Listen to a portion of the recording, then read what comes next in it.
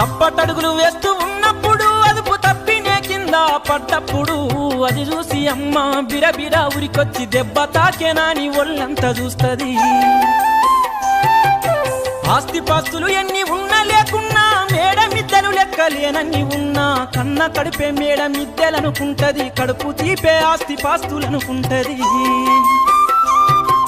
జ్వరమొచ్చి ఒళ్ళు కాలితే అమ్మ గుండె నిండా బాధ ఉంటది.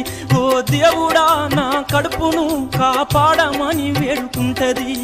కొడుకు లేచి నవ్వి ఆడినప్పుడే అమ్మ ముఖముల కోటి దీపాలు వెలుగును. అమ్మా కమ్మనైన అమ్మ పాట వింటే ఎంత మధురమో.